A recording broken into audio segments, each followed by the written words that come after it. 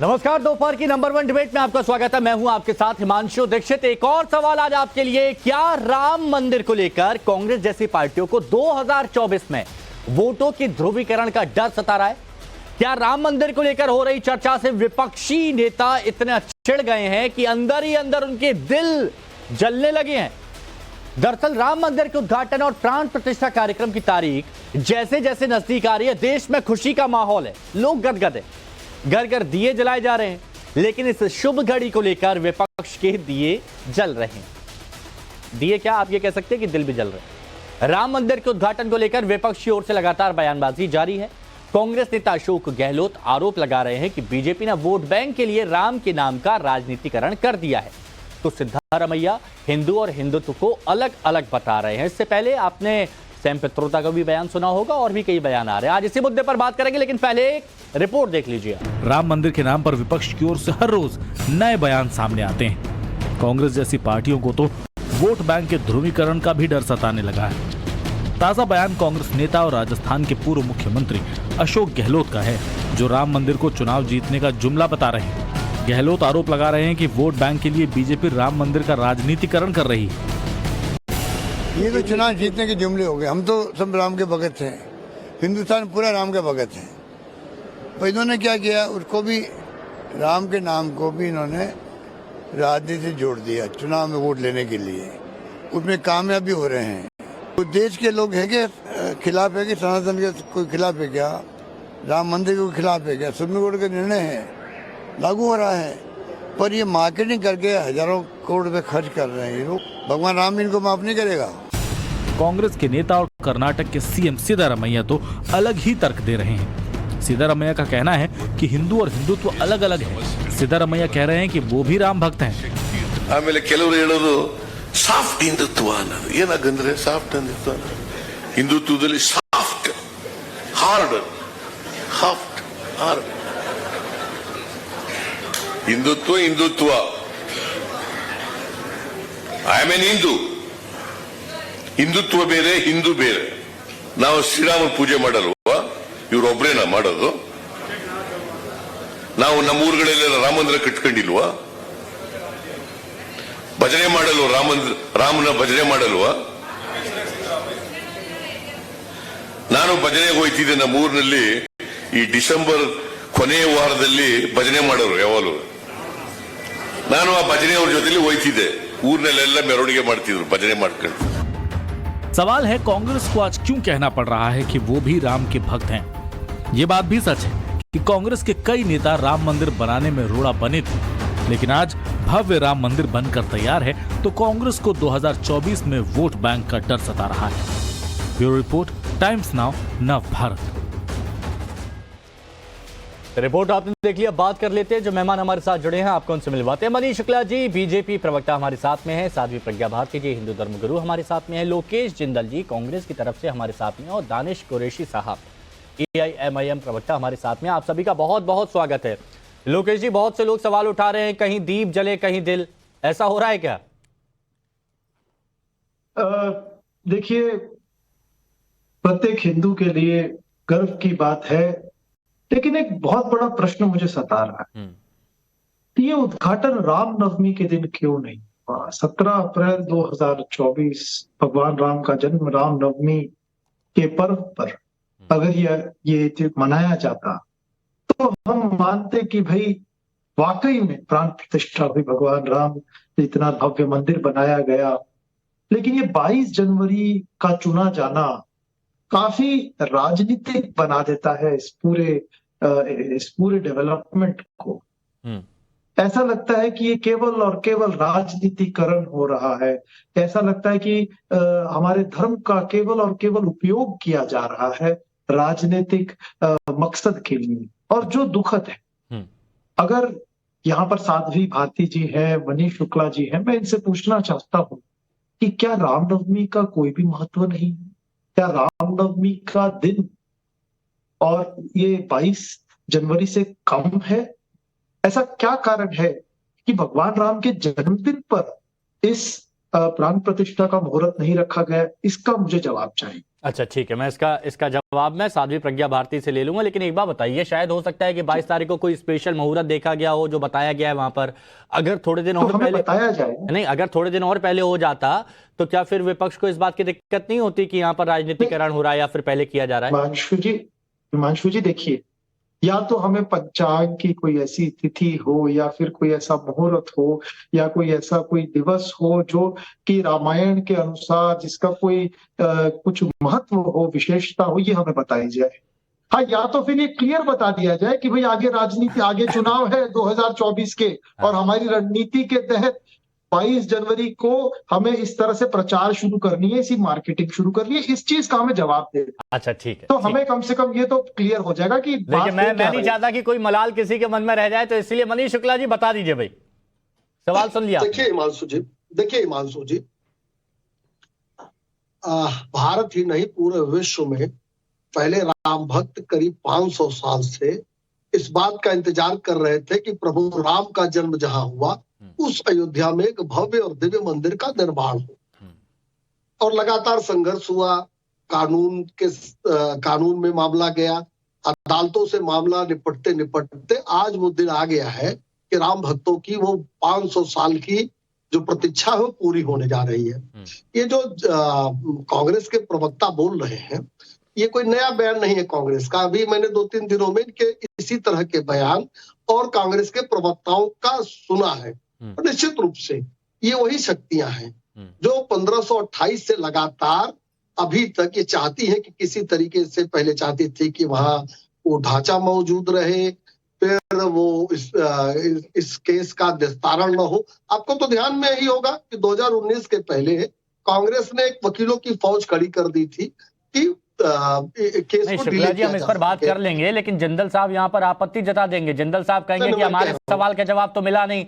नहीं, 22 जनवरी मैं सवाल का जवाब दे रहा हूँ, मैं सवाल का जवाब दे रहा हूँ। देखिए मानसू जी, ये एक प्रवृत्ति है, जिंदल साहब जो बोल रहे हैं, ये प्रवृत्ति लगातार सभी युगों में रही है कि किसी तरह से राम मंदिर या जो सनातन की आस्था है वो किसी तरह से उस पर रुकावट पैदा हो। ये प्रवृत्ति है, ये कोई तिथि से इनको कोई आपत्ति नहीं है। ये अगर रामनवमी में आप करते, न जाने कितनी रामनवमी 500 सालों में बीती होगी। कभी क्या आपने सोनिया गांधी, राहुल गांधी के मुख से सुना भाई रामनवमी आने वाली है, इस रामनवमी में कांग्रेस के लोग जाएंगे और वहां कहेंगे यार मंदिर बनना चाहिए, जब मंदिर नहीं था, इनके पास अवसर था, नहीं कहा ना इन्होंने। ये तो केवल प्रवृत्ति है, उस प्रवृत्ति के नाते से ये बोल रहे हैं। देखिए जितने राम भक्त हैं, आप मुझे ये भी कह दीजिए कि 22 जनवरी को वो गदगद है, वो तो चाह रहे हैं कि जल्दी से जल्दी अपने आराध्य को उस मंदिर में देखे, उनका दर्शन पूजन करे। लेकिन ये जिंदल साहब और ये कांग्रेस और ये वामपंथियों की जो प्रवृत्ति है, हर युगों में इस तरह की प्रवृत्ति विद्यमान रही है, जो धर्म का विरोध करती आई है, मंदिरों का विरोध करती आई है, आस्था का विरोध करती आई है, और जिससे लड़कर हमेशा अधर्म पर धर्म की जीत हुई है। और ये धर्म का हो गया बेसिकली, ये मनीष शुक्ला जी कह रहे हैं। दानिश कुरैशी जी, आपको भी लगता है क्या ये सिर्फ चुनावी जुमला बन के रह गया है? एक मिनट, मैं सबसे एक कमेंट ले लूं, फिर मैं आऊंगा। आप अपना सब पॉइंट नोट कर लीजिए जिंदल साहब। दानिश कुरैशी जी, आपको भी लगता है जैसे अशोक गहलोत कह रहे हैं कि एक तरह से जुमला बनकर रह गया है, सिर्फ चुनावों के लिए इसका इस्तेमाल हो रहा है, बाकी और कुछ नहीं है? देखिए, मुझे लगता है कि देश में जिस प्रकार की राजनीति, सबसे पहले तो ये लोग मिलके खेल रहे थे, खो खो जो खेल रहे थे। पहले कांग्रेस ने गेंद इनके पाले में दे दी, फिर इन्होंने कांग्रेस के सामने के पाले में डाल दी। अब दिक्कत यह है कि सारी लड़ाई जो है वो लड़ाई इसकी है कि भाई इसका स्टेक या इसका जश्न कौन लेगा। तो हमारी अगर बात की जाए तो हमारा तो नुकसान हुआ। राम के मंदिर के लिए राम भक्तों में मनीष जी, आप सीनियर हैं, इंटरप्ट मत करिए, आप इंटरप्ट मत करिए, मुझे अपनी बात खत्म कर लेने दीजिए। सवाल ये है कि मैं आपको ये कह रहा हूं कि या तो वो ये कह दे कि आउटराइट, हम तो ये कह रहे हैं, हम तो चाहते हैं कि कांग्रेस बोले जो उन्होंने किया है, लेकिन दिक्कत उनकी ये है कि ना वो बोल पा रहे हैं ना कह पा रहे हैं। रह गई बात दिलों की, तो हमारे यहाँ तो देखिए हमारा तो दिल, मतलब ये जो घटनाएं घटी हैं ये देश को आहत करने वाली पूरे मामले थे। यहां तक कि सुप्रीम कोर्ट ने जिन चीजों का संज्ञान लिया कि ये चीजें नहीं होनी चाहिए, उन चीजों को लेकर बात है। अब दिक्कत ये है कि तो मलाल कब तक रहेगा कुरैशी जी? सुनिए, होड़ इस बात की मची हुई है कि बड़ा हिंदू कौन है या बड़ा राम भक्त कौन है। एक तरफ भाजपा है और दूसरी तरफ राहुल गांधी। अच्छा, इसीलिए क्या लोकेश जिंदल, ये सॉफ्ट हिंदुत्व भी थोड़ा बहुत देखने को मिला कांग्रेस का, और उसके बाद अब बार बार ये मुद्दा उठाया जा रहा है कि भैया ठीक है, ये तो पूरा क्रेडिट लिए जा रहे हैं, ये तो ऐसे कह रहे हैं जैसे मंदिर पूरा बीजेपी ने ही बनवाया है। इसीलिए इस मुद्दे को बार बार उठा रहे हैं, क्योंकि देखिए सैम पित्रोदा, अशोक गहलोत, शफीकुर रहमान, सिद्धारमैया, दिग्विजय सिंह, जो आपके राशिद अल्वी, शशि थरूर, बीच बीच अंतराल में बयान आते जा रहे हैं। हिमांशु जी, हमारा प्रश्न बहुत सीधा है। मैंने अभी शुक्ला जी से भी पूछा, बहुत सीधा प्रश्न पूछा, आपने 22 जनवरी का दिवस क्यों चुना? हमें इस बात का जवाब दीजिए। देखिए लोकेश जी, मैं किसी ज्योतिष आचार्य को बुला के आपको बता दूंगा। वैसे वो खबरें चली हैं कि विशेष मुहूर्त निकाला गया है, जो 80 सेकंड का वो निकाला गया है, उसके बारे में मैं बता दूंगा। लेकिन अब आपने देखिए, मैंने आपको शुरुआत में आपको वक्त दिया, लेकिन जिंदल साहब मुझे ये बता दीजिए, ये आपके नेताओं की तरफ से बार बार इस मुद्दे पर ऐसी बयानबाजी क्यों हो रही है? क्योंकि राजनीतिकरण किया जा रहा है। आपके यहाँ से? राजनीति आपके यहाँ से? हिमांशु जी, अगर कोई भी किसी भी चीज का राजनीतिकरण करेगा तो राजनीतिक पार्टियां तो आएंगी ही। अच्छा, ना तो आप राजनीतिकरण करते, ना राजनीतिक पार्टियां बयान देती। अच्छा, जब आप तो ये कह रहे हैं कि भाई आप बयानबाजी क्यों कर रहे हो, मतलब आप ये मान रहे हैं कि राजनीति हो रही है, जो भी बयानबाजी है वो राजनीति है? जो राजनीतिकरण कर कौन रहा है, पहले इसका जवाब दीजिए। नहीं, मैंने जो नाम आपको गिनाए कि जिनकी तरफ से ये बयान लगातार आ रहे हैं, कांग्रेस के नेता हैं, तो क्या ये राजनीति में बढ़ चढ़कर हिस्सा ले रहे हैं, ये भी राजनीति कर रहे हैं? ये बताइए। हिमांशु जी, मैं तो ये प्रश्न पूछना चाहता हूँ, ये राजनेताओं का काम क्या है इस अयोध्या भव्य राम मंदिर में? काम क्या है? यहाँ तो राम भक्तों का काम होना चाहिए, यहाँ पर पुजारियों का काम होना चाहिए, यहाँ पर उनका काम होना चाहिए। नेताओं के अंदर भक्ति नहीं होती तो भक्त बनकर आए ना, नेता बनकर क्यों आ रहे हैं वो क्यों अपने वो साथ में जो है पूरा तमाशा लेके आते हैं, पीछे गाड़ियां? अच्छा, इस बात की दिक्कत है कि पूरे लाव लश्कर के साथ जाते हैं तो वहां पर जनता पर एक ऐसा मैसेज जाता है कि भैया ये तो पूरा इन्हीं ने बनवाया है, और इसी बात की आपत्ति आपके मन में है, ये है मुद्दा। अच्छा ठीक है, ये एक ओछापन है, ढकोसला है, साध्वी प्रज्ञा, ये एक तरह का, आपने सुना? एक तरह का। भाई हिमांशु जी, एक मिनट, हाँ, साध्वी प्रज्ञा आपने सुना? बिल्कुल। हाँ, हिमांशु जी, देखिए, सबसे पहले तो मैं ये कहूंगी कि महात्मा गांधी जी ने कहा है, बापू के तो पद चिन्हों पर ये लोग चलते हैं ना, उनको तो मानते, उनको तो नकार नहीं सकते ना। हाँ। उन्होंने कहा कि धर्म विहीन समाज ऐसे है जैसे आत्मा विहीन प्राणी। लेकिन लगातार कांग्रेस पार्टी सनातन धर्म पर हमला करती आ रही है। लोकेश जी, आप जो प्रश्न कर रहे हैं, मैं तो ये कहूंगी आपको प्रश्न करने का अधिकार ही नहीं है। आप बताइए, किसने कहा प्रभु श्री राम काल्पनिक है? किसने प्रभु श्री राम का बर्थ सर्टिफिकेट मांगा? किसने राम सेतु पर प्रश्न खड़े किए?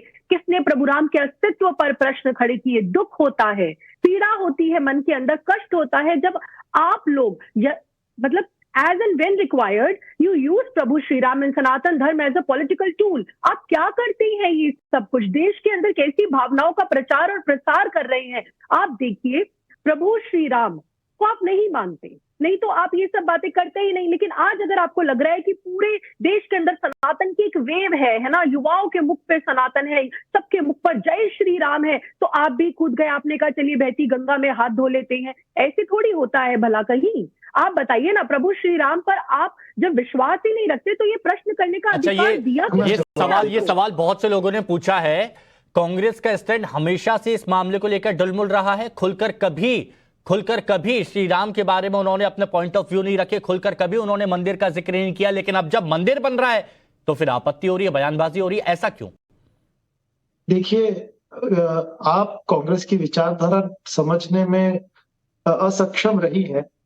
साध्वी जी, हमने कभी भी धर्म का विरोध नहीं किया। हमने धर्म और राजनीति, धर्म का राजनीति में उपयोग और प्रयोग, इसका हमने विरोध किया है।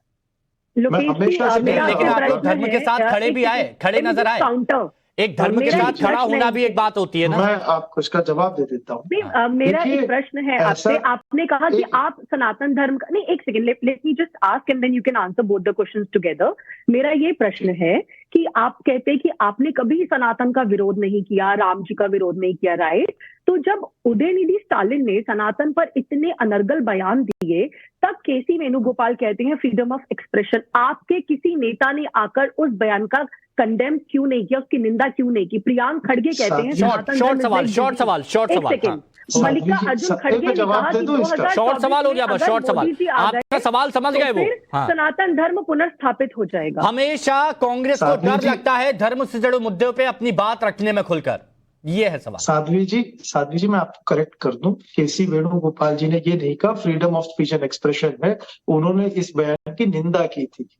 आप चेक कर ले, मैं आपको पॉइंट, उन्होंने ओपनली ये कहा था कि कांग्रेस सर्वधर्म समभाव में विश्वास रखती है और ऐसे किसी भी बयान की कड़ी से कड़ी निंदा करती। साध्वी जी मैं यहाँ आप मेरे ख्याल से हमारे जो भी पैनलिस्ट बैठे हैं और एंकर जानते हैं कि मैं एंकर को ये बात बहुत अच्छे से पता होगी, गलत तथ्य मैं कभी भी समक्ष नहीं रखता हूं। नहीं, लेकिन पॉइंट की बात यहाँ पर छूट रही है ना कि कांग्रेस का स्टैंड जब मुद्दा राम जी का होता है, मंदिर का होता है, तो स्पष्ट क्यों नहीं हो पाता? मनीष शुक्ला जी, क्या कोई डर रहता है कि शुरुआत में खुलकर नहीं बोल पाते, लेकिन जब जनता का झुकाव कहीं और हो जाता है तो उसके बाद ऐसे बयान दिए जाते हैं जो सेल्फ डैमेज कर देते हैं?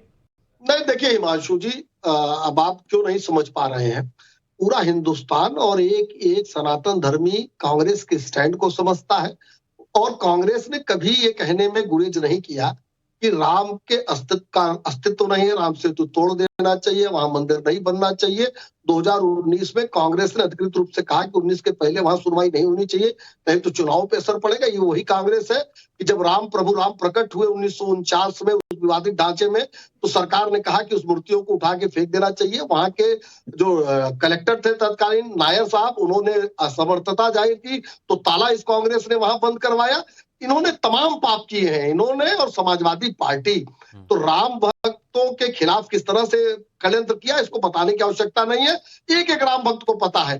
इनको तारीख से नहीं समस्या। मैंने कहा ये प्रवृत्ति है, मुगल काल में मुगलों के रूप में प्रवृत्ति विद्यमान थी, सतयुग में राक्षसों के रूप में विद्यमान थी, और इस युग में तमाम ऐसे कांग्रेसी विचारधारा, वामपंथी विचारधारा के लोग हैं जो हमेशा से सदैव से राम मंदिर के विरोधी रहे हैं।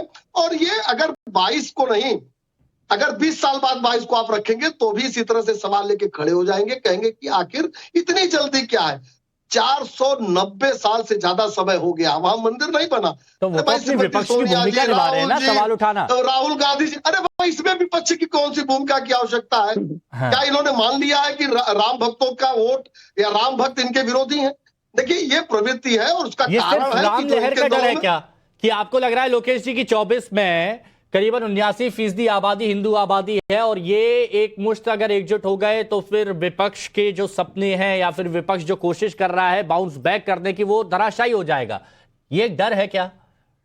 जी नहीं, बिल्कुल नहीं।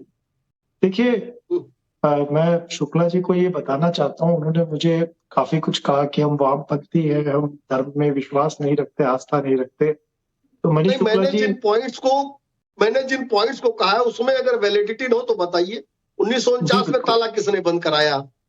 देखिए आप प्रभु राम के प्रकट होने के बाद वो मूर्ति वहां से हटा दी जाए, ये किसने कहा, किस सरकार ने कहा? बताइए आज। देखिए संविधान के आधार पर सरकार और विचारधारा का चलना ही राष्ट्रहित है।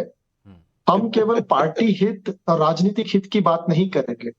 मैं आपसे पूछना चाहूंगा, क्या हमारा संविधान ये कहता है कि जो भी सरकार है वो किसी एक धर्म के साथ पक्षपात करे और बाकी धर्मों को नकार दे?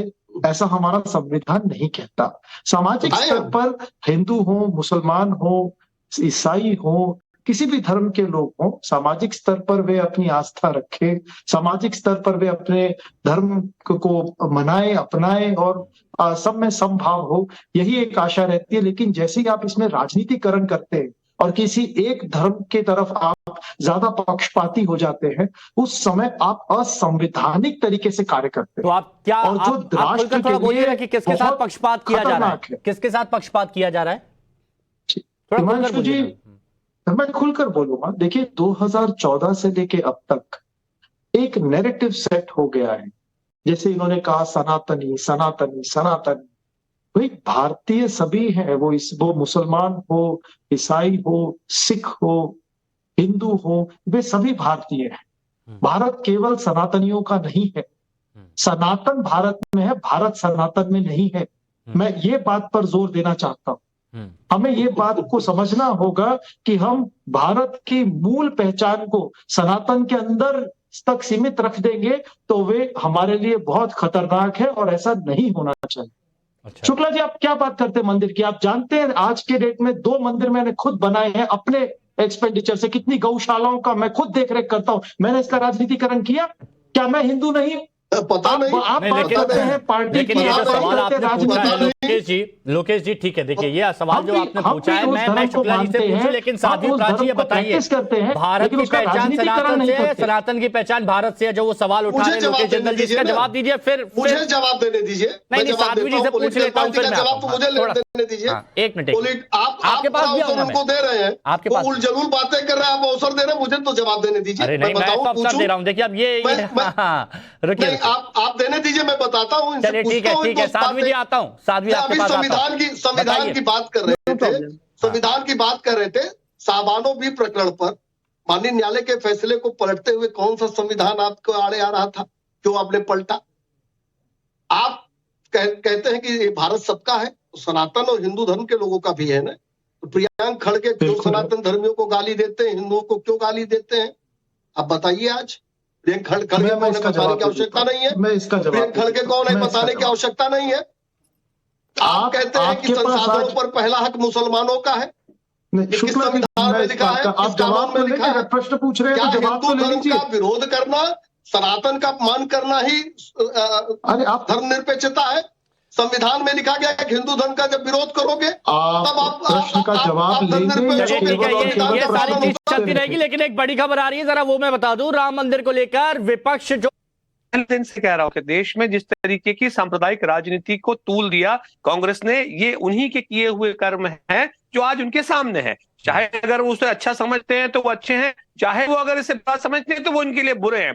लेकिन दिक्कत यही है कि देश में सेक्युलरिज्म की राजनीति या लोगों को एक करने की राजनीति जिस कांग्रेस के पास करीब 40-50 साल तक रही, उन्होंने इस तरीके की सांप्रदायिकता की राजनीति को पैदा किया। इसका परिणाम यह है कि आज आपके सामने भारतीय जनता पार्टी जैसी पार्टी सामने मुकाबले में खड़ी है और इनके पास अब कुछ भी नहीं बचा। दिक्कत यह है कि देश की एकता और अखंडता की जिसकी वो दुहाई देते हैं, मुझे लगता है कि सबसे ज्यादा अगर खंड खंड किसी ने किया है तो वो इंडियन नेशनल कांग्रेस है। लोकेश जिंदल जी, आप मुस्कुरा रहे हैं। देखिए, एक तो आपके नेताओं की लगातार बयानबाजी, ऊपर से आपको आईना दिखाने की कोशिश की जा रही है AIMIM की तरफ से कि आप लोगों से गलती हुई है, एक्सेप्ट नहीं कर पा रहे और अब और ज्यादा डैमेज। हिमांशु जी, हमारे गांव में कहते हैं चोर चोर मौसेरे भाई। तो असल में क्या है कि दोनों के जो लफ्ज हैं एक जैसे ही है। नहीं, कौन है भाई, पहले ये बताइए आप किनका जिक्र कर रहे हैं? और AIMIM दोनों की विचारधारा एक ही है, धर्म की राजनीति। और मैं जवाब दूंगा, मैं जवाब दूंगा, दीजिए, मैं जवाब दूंगा। ये देखिए, ये दोनों जो है एक ही है। नहीं, लेकिन बहुत सदी हुई बात दानिश कुरैशी जी ने बहुत सदी हुई बात की, बहुत सदी हुई बात दानिश कुरैशी जी ने की और इसका भी जवाब देना चाहते हैं। जरा सुनिए। हाँ दानिश जी, सुनिए हिमांशु जी 10 सेकंड हिमांशु जी 10 सेकंड। देखिए, मुझे तो सिर्फ ये जानना है कि AIMIM असम में और नॉर्थ ईस्ट में है या नहीं है। राहुल जी से कम वो तो जानकारी ले लीजिए। असद साहब ने पूछा था लेकिन जवाब नहीं दिया, तो उनको तो यही नहीं पता कि मतलब मौसेरे भाई तो छोड़ दीजिए, लेकिन ये जो देश को लूटने की और बांटने की राजनीति, देश को लूटने की और बांटने की राजनीति जो कांग्रेस ने की है और भारतीय जनता पार्टी को ताकत इन्होंने गुजरात से पहुंचाकर केंद्र में पहुंचाई है, उसमें सबसे बड़ा रोल कांग्रेस का है। सबसे बड़ा रोल कांग्रेस का है। आप समझिए इस बात को। मुझे ये बताइए कि 30 साल हो गए, 30 साल गुजरात। मैं आपको बता रहा हूं, मोदी जी और अमित शाह वहां कहां से पहुंचे हैं, तो उसको समझिए तो सही। जब तक आप समझेंगे नहीं तब तक आप समझ नहीं पाएंगे उसको। देखिए, मैं आपको जवाब सुनिए। राजनीति के किंडरगार्टन में हो अभी तक। आपको आप जो राजनीति की बात कर रहे हो ना, कौन किसका भाई है, कौन जानता है आप कैसी राजनीति किस पर प्रहार कर रहा है। आज समीकरण आप हमारे फिक्र छोड़ दीजिए। तो एक बात तय है कि बीजेपी जिस तरह से चल रही है, जिस तरह से आगे बढ़ रही है, समीकरण बहुत बदल रहे हैं। जो लोग एक तरफ कहे जाते थे अब वो भी आपस में यहां पर लड़ रहे हैं। मनीष शुक्ला जी, अब आगे और क्या क्या दिखाएंगे? नहीं, एक तो हमारे गांव में कहावत है कि सभी चोर भाई भाई और सबकी अम्मा कांग्रेस आई, यानी चोरी की गंगोत्री जो है कांग्रेस आई है तुम्हारा, और इसने सबको चोरी सिखाई है। और जितने इस प्रवृत्ति के लोग हैं सबको एकत्रित करके घमंडिया गठबंधन बना है। और ये घमंडिया गठबंधन का घमंड प्रभु राम तोड़ेंगे। जिस तरीके से प्रभु राम को कटघरे में खड़ा किया जा रहा है, पहले उनके अस्तित्व पे प्रश्न चिन्ह खड़ा किया गया, मंदिर बने नहीं, वकीलों मनीष शुक्ला जी एक बात बताइए, आप जिनको घमंडिया गठबंधन बोल रहे हैं, मनीष शुक्ला जी आप जिनको घमंडिया गठबंधन बोल रहे हैं, भगवान के लिए तो सभी बच्चे हैं, तो घमंडिया गठबंधन वाले जिनको आप बोल रहे हैं क्या वो भगवान के बच्चे नहीं है, वो भगवान के प्रिय नहीं है? हिमांशु दीक्षित जी, भगवान ने भी कहा कि 100 गलती के बाद फिर दंड जरूर मिलता है। अच्छा। तो ये लोग अब वो 100 से ज्यादा गलतियां कर चुके हैं, इसको दंड मिलेगा। आप सोचिए कि आपके चैनल पर बैठ के कह रहे हैं 22 जनवरी को क्यों हो रहा है लोकार्पण, क्यों भव्य मंदिर का लोकार्पण हो रहा है। इससे आप देख नहीं रही, इनको लगता है किसी तरीके से तारीख बढ़ जाए, किसी तरीके से वहां मंदिर निर्माण क्यों हो रहा है, ये इनके दिल में सांप लौट रहा है। और ये प्रवृत्ति है, मैं फिर कहूंगा, ये लोकेश जी नहीं है, ये एक प्रवृत्ति होती है। इस युग में वो कांग्रेस और वामपंथियों के रूप में समाज में है, समाजवादी पार्टी के रूप में है, एक बात बताइए, मुगलों के रूप में थी। आप लोगों के कई अनुयायी होते हैं, आप साधु संत समाज में सब लोग साथ में कई फैसले भी लिए जाते हैं। अब जो ये बयानबाजी हो रही है गठबंधन के लोगों से, कांग्रेस की तरफ से, ये क्या इम्पैक्ट डाल रही है जमीनी स्तर पर, मैं ये आपसे जानना चाहता हूं।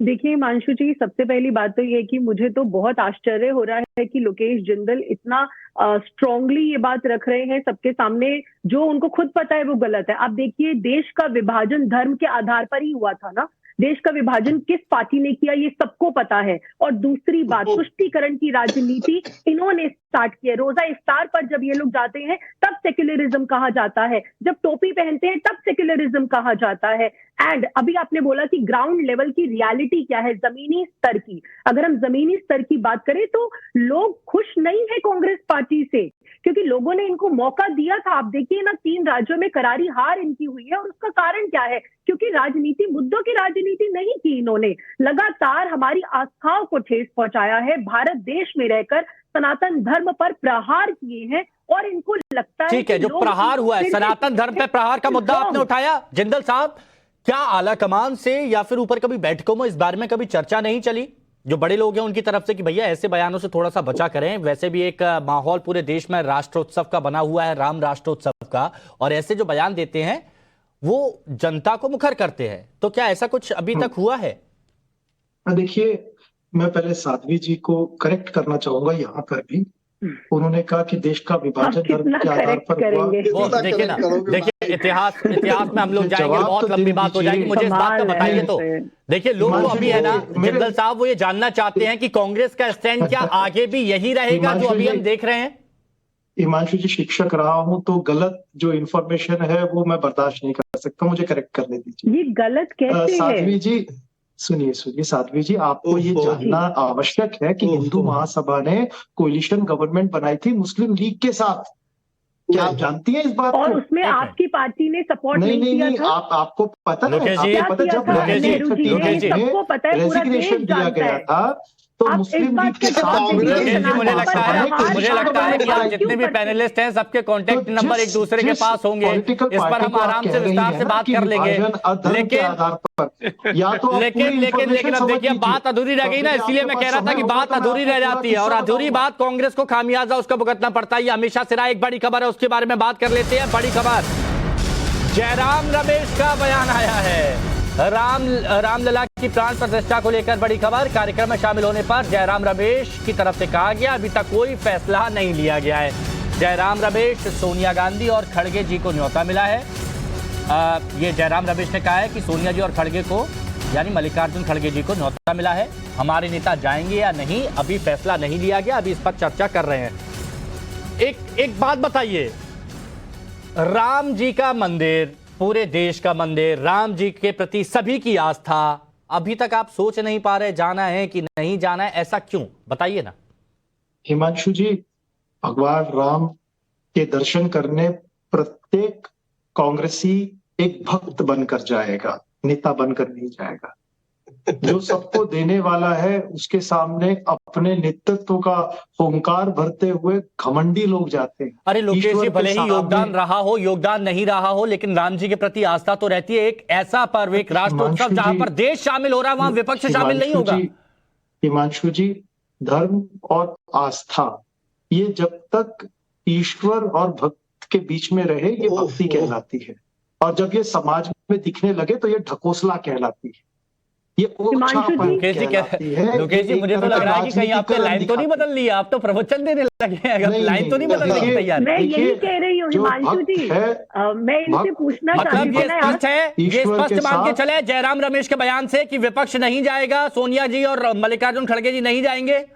देखिए हिमांशु ये जी, कंफ्यूजन हमेशा क्यों रहता है? अभी भी ये तय नहीं हुआ है जाएंगे या नहीं जाएंगे। पहले भी तय नहीं हो पाया था कि स्टैंड क्या लेना है राम मंदिर पर।